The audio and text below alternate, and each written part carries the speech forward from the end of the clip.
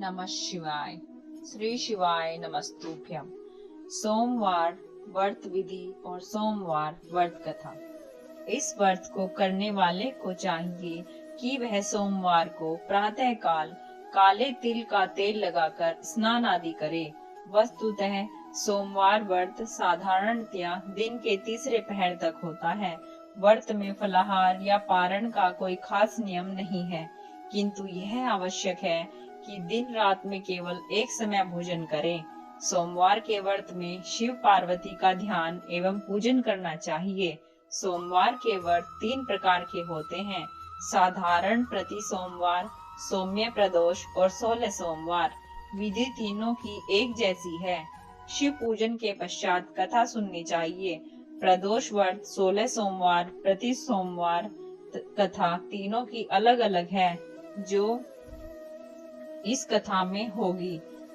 जो भी मनुष्य विधि पूर्वक 16 सोमवार के व्रत या सोमवार के व्रत या सोमवार प्रति व्रत करता है, उसके सभी मनोरथ सिद्ध होते हैं। अंत में वह शिवलोक में जाकर शिवजी के सुखों को भोगता है।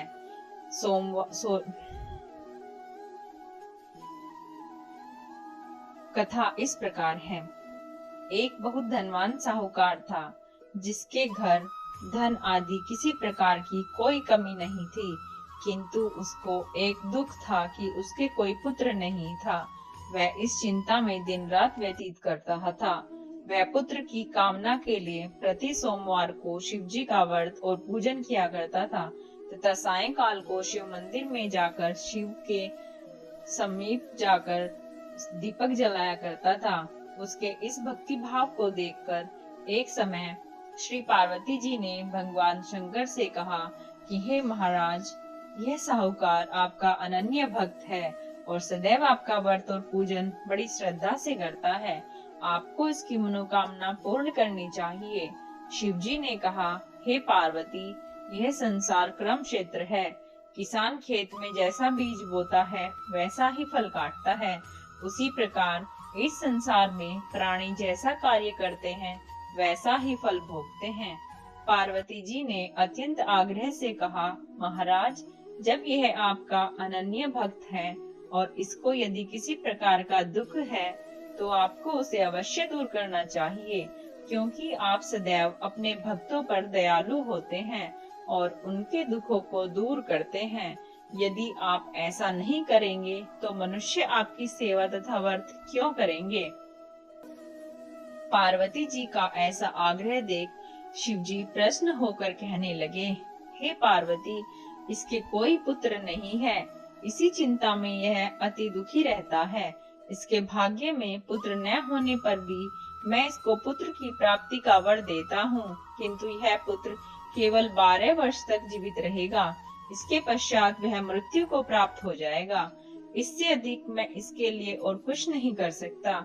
जब यह बातें साहूकार को ज्ञात हुई तो उसको न कुछ प्रसन्नता हुई और न ही कुछ दुख हुआ। वह पहले के समान ही शिवजी महाराज का व्रत और पूजन करता रहा।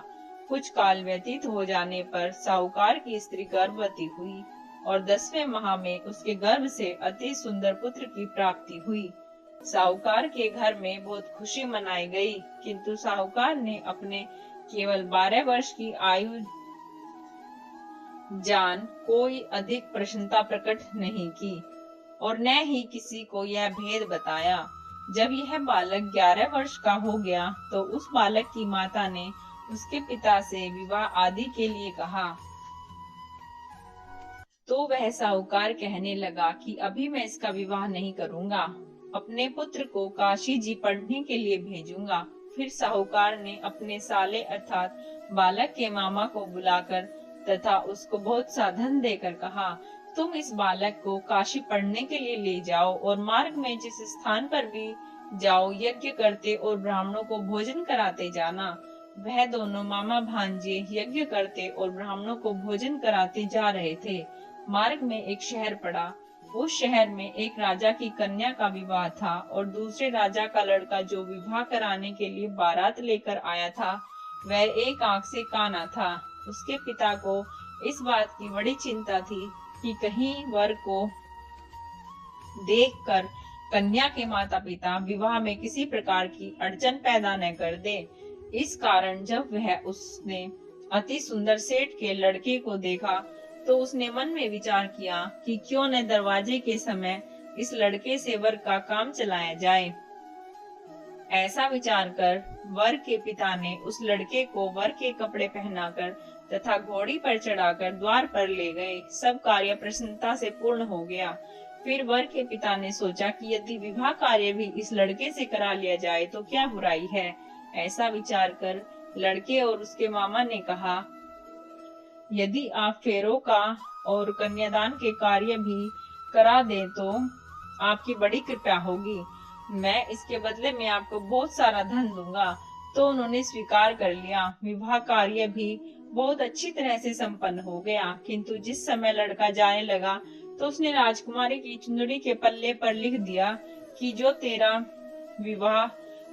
तेरा विवाह तो मेरे साथ हुआ है, किंतु जिस राजकुमार के साथ तुमको भेजेंगी वह एक आंख से काना है। मैं काशी पढ़ने जा रहा हूँ। लड़के के जाने के पश्चात राजकुमारी ने जब अपनी चुंदड़ी पर ऐसा लिखा पाया तो उसने राजकुमार के साथ जाने से मना कर दिया और कहा कि यह मेरा पति नहीं है, मेरा विवाह इसके साथ नहीं हुआ है। जिसके साथ मेरा विवाह संपन्न हुआ है वह तो काशी पढ़ने गया है। राजकुमारी के माता पिता ने अपनी कन्या को विदा नहीं किया और बारात वापस चली गई। उधर सेठ का लड़का और उसका मामा काशी पहुंच गए। वहां जाकर मामा ने यज्ञ करना और लड़के ने पढ़ना प्रारंभ कर दिया। जब लड़के की आयु 12 वर्ष पूरी हो गई, उस दिन उसके मामा ने यज्ञ रचा रखा था कि लड़के ने अपने मामा से कहा, मामा जी आज मेरी तबीयत कुछ ठीक नहीं है। यह सुनकर मामा ने कहा, तुम अंदर जाकर सो जाओ। इस प्रकार लड़का अंदर जाकर सो गया और थोड़ी देर में उसके प्राण निकल गए। जब उसके मामा ने अंदर आकर देखा तो वह मुर्दा पड़ा था। यह देखकर उसे दुख हुआ। उसने सोचा कि यदि मैं अभी रोना पीटना मचा दूंगा तो यज्ञ का कार्य अधूरा रह जाएगा। अतः उसने जल्दी से यज्ञ का कार्य संपन्न कर ब्राह्मणों के जाने के बाद रोना पीटना आरंभ किया। संयोगवश उसी समय शिव पार्वती जी उधर से जा रहे थे। जब उन्होंने जोर जोर से रोने की आवाज सुनी तो पार्वती जी कहने लगी, महाराज कोई दुखिया रो रहा है, इसके कष्ट को दूर कीजिए। जब शिव पार्वती ने जाकर देखा तो वहां एक लड़का मुर्दा पड़ा था। पार्वती जी कहने लगी, महाराज यह तो उसी सेठ का लड़का है जो आपके वरदान से हुआ है। शिव जी कहने लगे, हे पार्वती इसकी जितनी आयु थी उतनी यह भोग चुका। तब पार्वती जी ने कहा, हे महाराज कृपया करके इस बालक को और आयु प्रदान कीजिए, नहीं तो इसके माता पिता दुखी होकर मर जाएंगे। पार्वती जी के बार बार आग्रह करने पर शिव जी ने उनको जीवन वरदान दिया और शिव जी महाराज की कृपा से लड़का पुनः जीवित भी हो गया। शिव पार्वती कैलाश चले गए। वह लड़का और उसका मामा उसी प्रकार यज्ञ करते तथा ब्राह्मणों को भोजन कराते अपने घर की ओर लौट चले। मार्ग में उसी शहर में आए जहाँ लड़के का विवाह हुआ था। वहां पर आकर उन्होंने यज्ञ आरंभ कर दिया तो उस लड़के के ससुर ने उसको पहचान लिया और अपने महल में ले जाकर उसका बड़ा आदर सत्कार किया तथा बहुत से दास दासियों सहित आदर पूर्वक लड़की और जमाई को विदा किया। जब वे अपने शहर के निकट आए तो मामा ने कहा, मैं पहले घर जाकर खबर कराता हूँ। जब उस लड़के का मामा घर पहुँचा तो लड़के के माता पिता घर की छत पर बैठे थे और उन्होंने यह प्रण कर रखा था कि यदि हमारा पुत्र सकुशल लौट आया तो हम राजी खुशी नीचे आ जाएंगे, नहीं तो छत से गिरकर प्राण दे देंगे। इतने में उस लड़के के मामा ने आकर जब यह समाचार दिया कि आपका पुत्र आ गया है तो उनको विश्वास नहीं हुआ। उसके मामा ने शपथ पूर्वक कहा कि आपका पुत्र अपनी स्त्री के साथ बहुत सारा धन लेकर आया है। तो सेठ ने आनंद के साथ बहुत स्वागत किया और फिर वे बड़ी प्रसन्नता के साथ रहने लगे। इसी प्रकार जो कोई भी सोमवार के व्रत को धारण करता है अथवा इस कथा को पढ़ता और सुनता है उसकी समस्त मनोकामनाएं पूर्ण होती हैं। अंत में नाना प्रकार के सुखों को भोगकर वह शिवलोक को प्राप्त होता है। ओम नमः शिवाय। श्री शिवाय नमस्तुभ्यम्।